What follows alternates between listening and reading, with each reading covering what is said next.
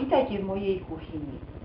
Začala sezóna jahôd a tak som sa rozhodla pripraviť jeden osviežujúci nepečený dezert s týmto obľúbeným ovocím, ktorý sa volá falošné tiramisu s jahodami. Volá sa falošné preto, lebo s pravým tiramisu nemá nič spoločné až na prípravu. Budeme potrebovať niekoľko balíčkov tenkých piškôt, ktoré budeme namáčať do hruškového džúsu. Ďalej na krém budeme potrebovať 2 vajíčka, 6 polievkových lyžíc cukru, 1 vanilkový prášok, 300 g mäkkého roztierateľného syru, 1 biely grécky jogurt, alebo iný, hlavne nech je kompaktný, a samozrejme jahody. Začneme s prípravou krému. Žltky a 4 lyžice cukru vyšľaháme do peny a pridáme jogurt,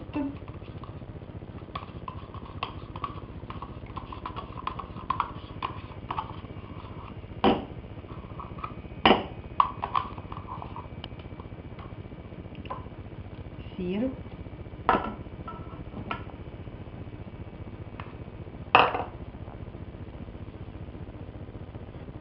a vanilkový prášok. Premiešame.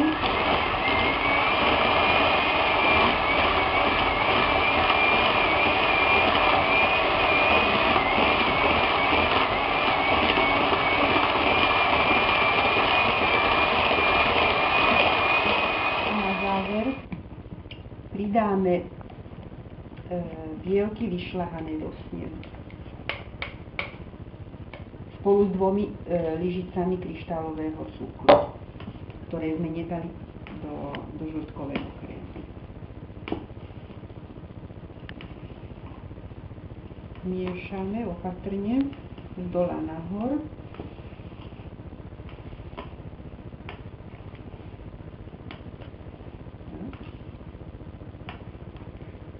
A teraz náš krém je hotový na prípravu tiramisu. Teraz môžeme pokračovať samotnou prípravou nášho tiramisu. Prvá vrstva, ktorú urobíme, sú piškóty namočené v hruškovom džúse.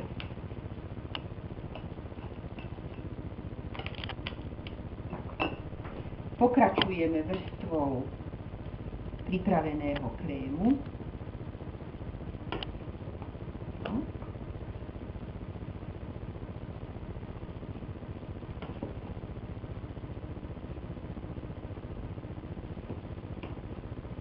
Mali by nám výjsť celkovo také 3 až 4 vrstvy. Uvidíme. Asi iba 3 nám výjsť.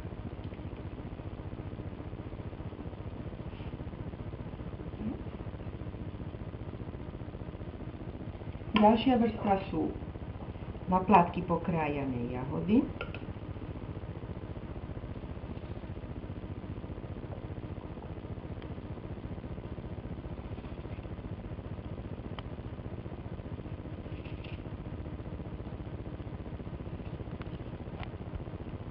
A takto budeme pokračovať ďalšími vrstvami. Po jahodách piškóty, potom znovu vrstva krému a vrstva na kraji. Takto pripravené tiramisu teraz dáme do chladničky. Ak nie na celú noc, tak aspoň na 2-3 hodiny stuhnúť a ozdobíme ho jahodami tesne pred podávaním.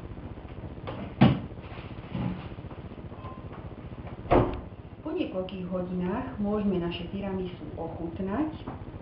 Ako vidíte, v chladničke nám dobre stuhlo, čo nám umožní jeho jednoduchšie porcovanie.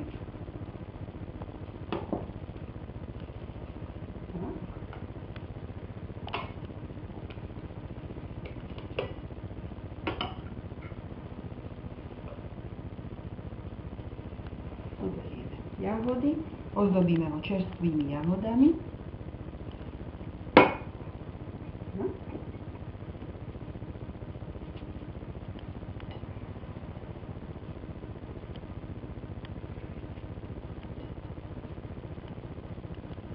Nech sa páči. Hotovo. A do toho